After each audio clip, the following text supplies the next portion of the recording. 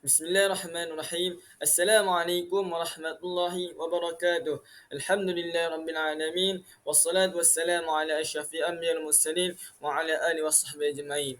Jadi insya-Allah pada hari ini ana akan berkongsi berkaitan peranan khalifah dalam menjaga kemaslahatan rakyat berpandukan sunnah Rasulullah sallallahu alaihi wasallam dan aplikasinya dalam isu vaksin.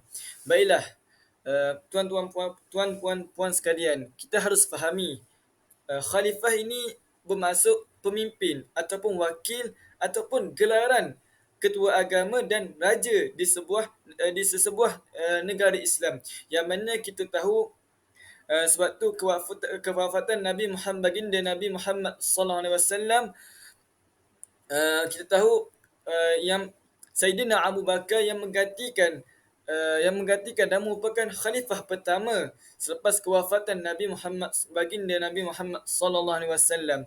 Jadi setiap insan ini diamanahkan dan juga dipertanggungjawabkan oleh Allah SWT ni untuk mengurus dan mentadbir dunia mengikut syariat Islam.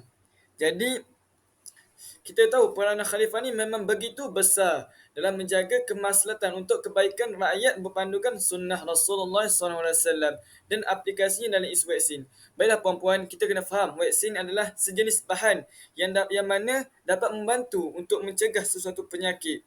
Dan kita juga harus fahami dalam isu vaksin ini para fiqh ataupun pakar-pakar fiqh menggunakan kaedah ad-darurah tubihu mahzurah, yang bermaksud keadaan darurat mengharuskan di sini adalah menghalalkan perkara yang haram. Jadi hukum penggunaan vaksin adalah harus dan wajib, yang mana wajib sekiranya tubuh seseorang itu memerlukan vaksin selepas diberi nasihat oleh doktor yang pakar dalam bidang ini.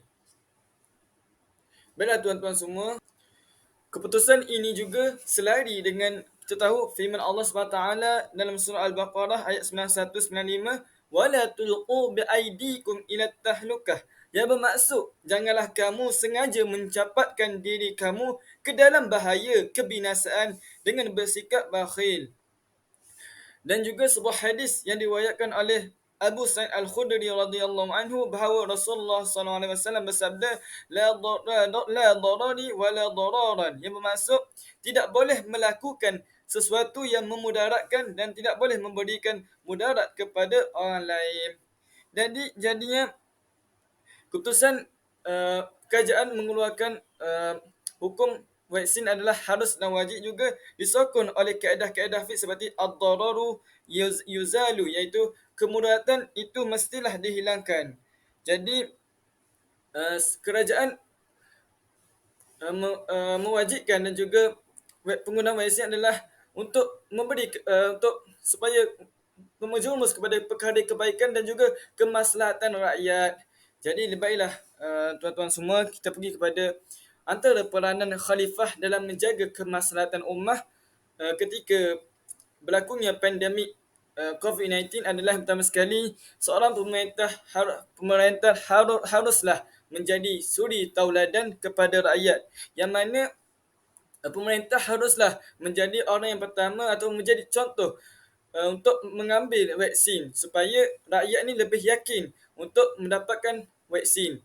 Dan juga seorang pemimpin juga haruslah mengamalkan peraturan-peraturan yang telah ditetapkan oleh pemerintah sendiri, seperti memakai pelitup muka, tidak mengadakan majlis keramaian, sentiasa mencuci tangan dan mengamalkan penjarakan sosial. Jadi bila mana pemerintah ini menunjukkan contoh yang baik, qudwah hasanah kepada rakyat jelata, jadi rakyat ini akan lebih yakin dan dapat mengamalkan langkah-langkah tersebut. Justru itu rantaian COVID-19 ini dapat kita putuskan dan juga rakyat negara kita akan hidup seperti dalam keadaan aman, insya-Allah. Jadi peranan khalifah yang kedua adalah menyediakan perancangan yang sistematik dalam pembahagian vaksin, yang mana kita tahu sebuah kerajaan haruslah ataupun pemimpin haruslah menyediakan pelan yang baik, seperti mana kerajaan ini mengambil kira lokasi yang strategik untuk mewujudkan program vaksinasi agar lokasi ini uh, dapat dihadiri ataupun dapat golongan rakyat ini boleh mendapatkan vaksinasi ini secara tanpa memerlukan kos yang banyak untuk menghadiri ke tempat vaksinasi. Jadi yang ketiga adalah seorang pemerintah juga haruslah memantau pelaksanaan dan keberkesanan program vaksinasi. Hal ini kerana seorang pemerintah haruslah memantau pelaksanaan supaya vaksinasi ini dapat berjalan dengan lancar, supaya tidak berlaku keciciran vaksinasi kepada rakyat, supaya semua golongan masyarakat dan rakyat mendapat vaksinasi yang sepatutnya. Dan hari ini akan memberi kesan kepada kita semua agar vaksinasi agar rantaian COVID-19 dapat diputuskan. Yang keempat adalah seorang khalifah haruslah memastikan vaksin diagihkan kepada keseluruhan golongan masyarakat. Di sini seorang pemerintah haruslah adil dengan seluruh golongan masyarakat tanpa mengira bangsa dan kaum seperti kaum Melayu, Cina, India dan Bumi Putera. Jadi dengan seorang pemerintah bersikap adil ketika pengagihan vaksin, jadinya masyarakat dapat hidup secara bersatu padu dan dapat mengeratkan hubungan silaturahim antara bangsa dan antara kaum, dan justru itu negara kita mampu menjadi sebuah negara yang aman dan makmur. Yang kelima adalah seorang pemerintah haruslah memastikan kebajikan rakyat terjaga.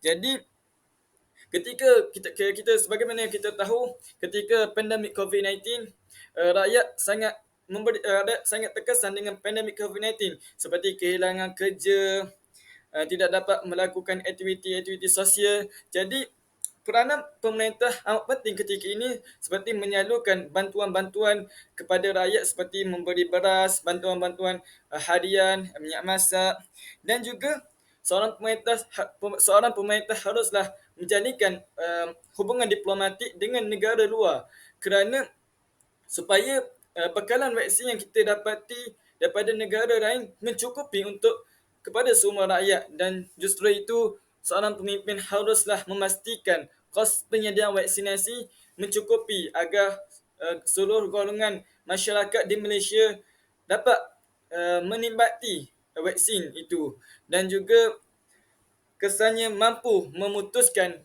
rantaian COVID-19. Dan juga sebagaimana kita tahu, seorang khalifah ini amat memainkan peranan yang besar kepada rakyat untuk menjaga kemaslahatan, untuk menjaga kebaikan rakyat ini.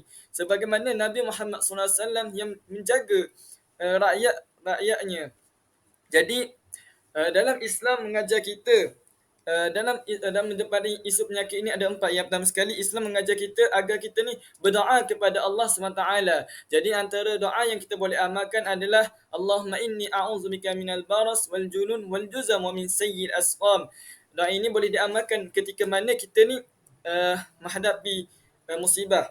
Jadi yang kedua, Islam mengajar kita agar kita ni mencegah, iaitu bila mana seorang itu dijangkiti penyakit dalam suatu kawasan, dia ni tidak haruslah keluar kepada kawasan lain, dan sesiapa yang tidak dijangkiti penyakit tidak janganlah memasuki kawasan yang terkena penyakit. Yang ketiga, Islam mengajar kita agar kita ni mendapatkan rawatan, iaitu merawat, yang mana kita mendapatkan vaksin ataupun ubat-ubatan ketika berlakunya pandemik agar diri kita ini bersedia.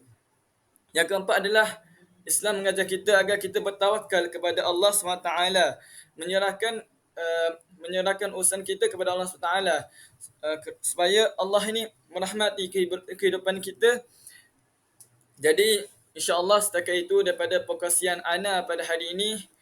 Semoga yang baik itu datang daripada Allah SWT yang buruk itu datang daripada diri anda sendiri, hakikatnya datang daripada Allah, kedua-duanya datang daripada Allah Subhanahu wa taala. Wallahu alam. Assalamualaikum warahmatullahi wabarakatuh.